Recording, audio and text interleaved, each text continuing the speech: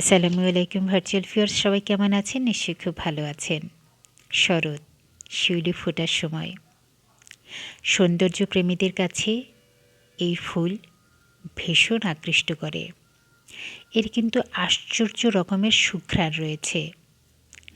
এই গাছের আশপাশ দিয়ে যখন হেঁটে যাবেন সকালবেলা, কিংবা যদি সৌভাগ্য হয় একটু বসার কিংবা আমার মতো এরকম ফুল তোলার, সত্যি মুগ্ধ না হয়ে পারবে না কেউ। আমি ফুলগুলো প্রতিদিন সকালবেলা তুলে কী করে জানতে চান নিশ্চয়ই? চা পান করি। প্রতিদিন সকালে ফুলগুলো তুলে এনে সুন্দর করে ধুয়ে আমি চা খাই। এই শৈলীর কিন্তু একটা ঘটনা আছে।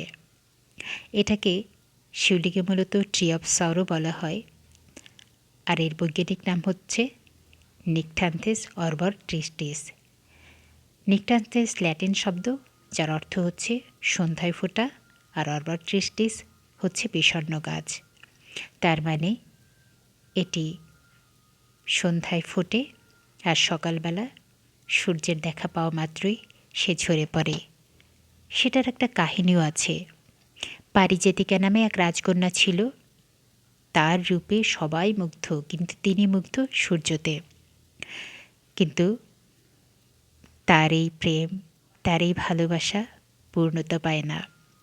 অবশেষে তার মৃত্যু হয়। পৌরাণিক কাহিনী মতে তার দেহভস্য থেকে একটি গাছ জন্মায়, এবং সেই গাছে যে ফুল ফোটে সেটার নাম পারিজাতিকা নাম রাখা হয়। আমার কেন জানি না পারিজাতিকা নামটি ভীষণ পছন্দের। ব্যথাতুরা পারিজাতিকা। তার ইচ্ছে কখনোই পূর্ণ হয় না, কিন্তু আমার কাছে তো আমার ইচ্ছে খুব পূর্ণ হয়ে গেল।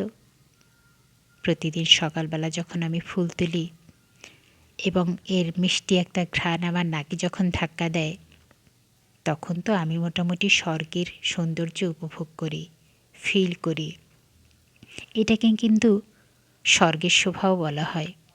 যদি এটা সবটাই কাল্পনিক, কবির আলেখ্য মাত্র, কিন্তু আমার কাছে আমার কবিতা, আমার গান, আমার প্রেম, আমার গাছপালা, আমার প্রত্যেকটা গাছপালার সাথে আমার একটা ভিন্ন রকম সখ্যতা আছে। আমি যখন গাছগুলোকে ঠিকমতো পরিচর্যা না করতে পারি, না দেখতে পারি, তখন নিশ্চয়ই তারা আমার উপর ভীষণ অভিমান করে। এদিকে আমি যে ভীষণ কষ্টে মরি, সে কথা তো তারা বোঝে না।